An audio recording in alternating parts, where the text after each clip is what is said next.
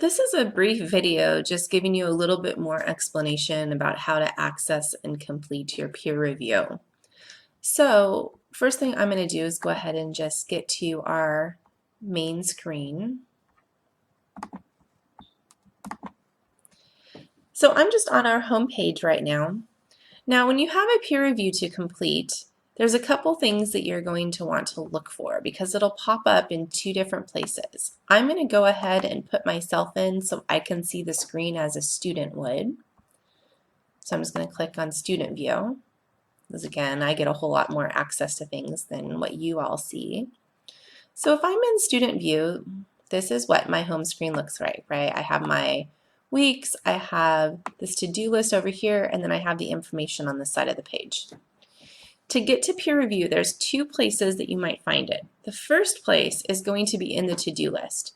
Peer reviews do pop up there. Once you have left comments for your peer, it may not show up there again. So it's a first place to look. It's a really easy place to go to, but it may not be the only place that you can access it. The other way that you can get to peer review is to go to the actual assignment, go to the assignment title. You would go ahead and click on it.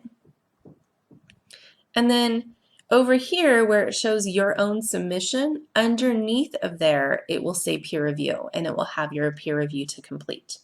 Now what you will need to do is to go ahead and click in to that peer review, and it's going to pop up a box, and the box is going to show a file, and then it's going to have something that says view or leave feedback. You want to ignore the view and leave feedback. You just want to click on the file and access that file. All right, that is going to get you to the point where you can download the file onto your computer, which is what you want to do. So I'm just going to download this file. I actually cannot assign a peer review to myself. All right, it doesn't allow me to do it as a pretend student. So I downloaded it. Now what happened is that I downloaded a draft that actually already has some comments on it.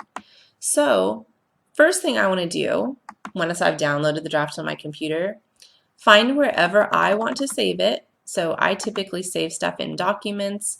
Now I would usually save this as like peer review of Susan or of Jason or of Han or whoever it is, just so I have a way to find it and identify it in my documents. If you save it to a flash drive, same sort of thing. Just title it in a way that's really clear what that document is. Then I'd save it. Now you see all these comments over here. When I mentioned that you can use track changes in Word, this is what it looks like once you've done that, is it actually pops up comment boxes and they attach to what every section of the draft you've actually left feedback on.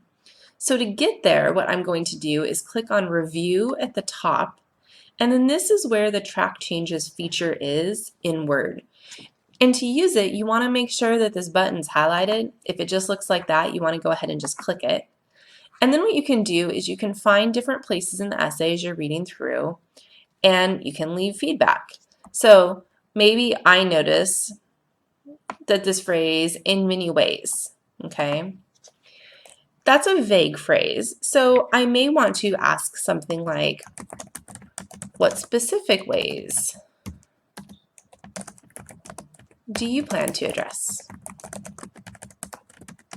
All right? I type my comment, click out of it, now my comment is there. That's the first option for the ways that you can leave feedback. Now, it's not the only way, okay? So maybe I want to actually add in a comment, right? Maybe I don't want to use the track changes feature. Maybe I just want to be able to type into the draft itself. So what I can do is go over here. I can make it whatever color I want. Maybe I want to make it, I don't know, this red color. And what I can do is I typically just put brackets or something. I guess I have it in blue. And then I would type. So I could do something like, the first sentence says, homework often helps young students achieve higher test scores. I could say, why is there a correlation between higher test scores and homework? So it's asking for more explanation. And then I just make sure that it's in a different color, that it's bolded, that it stands out. You can see that I have another one up here that I just underlined in blue. This is a darker blue. I think I have one down here that I put in red just to show you kind of different colors. But you can also add feedback that way throughout the draft, okay? So lots of options, but the goal is that you want to have lots of comments and feedback. So you can see the amount of feedback that's on this draft. That's a really good amount to aim for. Now I'm going to pause on each of these screens. If you want to scroll in, zoom in, and kind of see the types of comments that were actually left, you absolutely can do that. Now this is not necessarily the type of essay that we're working on, but it will show you an overview of kind of the types of questions that are helpful to ask or the types of comments that students find really useful, all right? So like I said, I'm just going to scan through a few of these, not the whole thing, just to really give you an idea about what you might want to focus on, what you might want to add. And again, some of these are more statements, not all of them are questions, because I was the one that commented on this draft. This was where I was giving a student feedback. But I wanted you to see kind of the amount of questions that there are, amount of comments there are. That's what you want to aim for. Now, once your feedback is complete, you simply go to File. You're going to save it again. Always save it. Like always make sure you save everything. I'm going to go ahead and get out of that, and I need to get back into Canvas, right? So when I get back into Canvas, what I'm going to do, and you may just be on the page like I was, you may actually log back in and be at home again.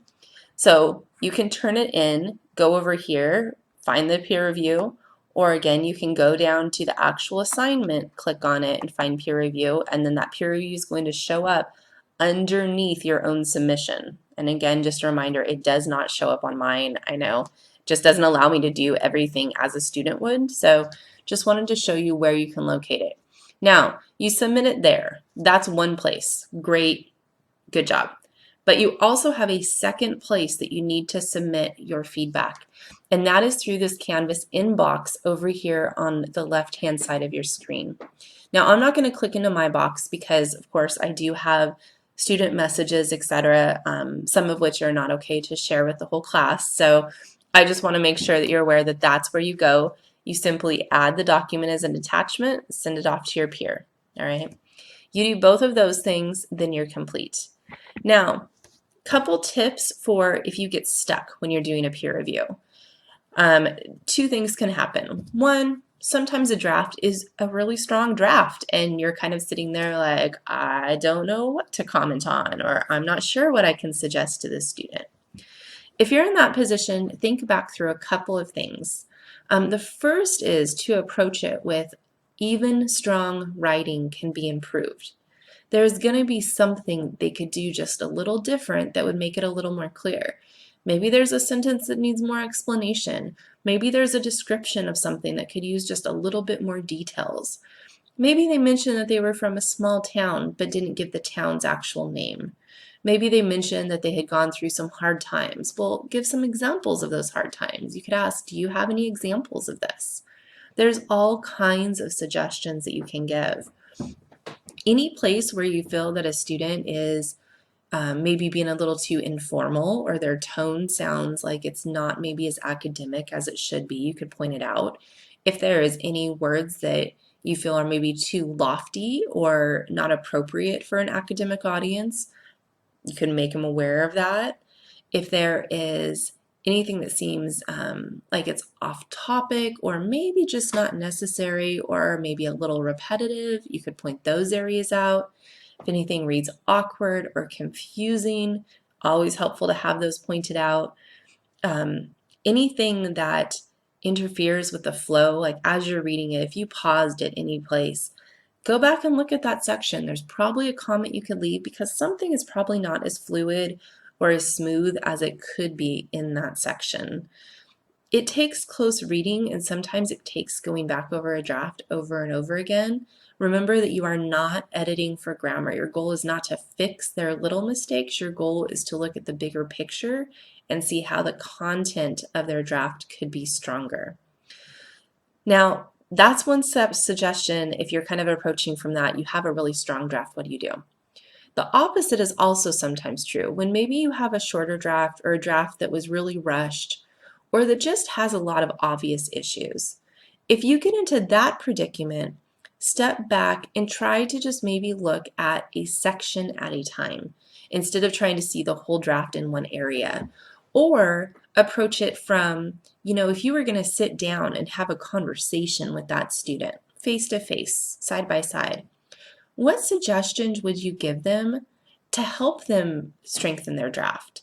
Do you have a specific technique that you think might be helpful for them to organize? Do you have questions about the way that they're connecting their ideas or how a certain point relates back to the prompt? Or maybe you're not even sure what the story is that they're trying to tell.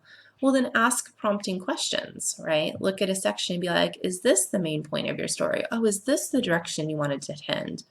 Or maybe it seems like they have 4 or 5 lessons in their story. Well, list those out. You can say, it seems like you might have lessons surrounding these 5 ideas, and then list the ideas.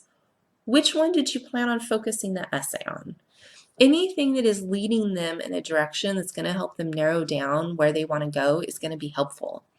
It is also okay during peer review, just as a side note, to leave positive comments, but that should not be the majority of what's there. If something really stands out that they did well, sure, point it out, right? We all like to be praised when something is strong and really stands out.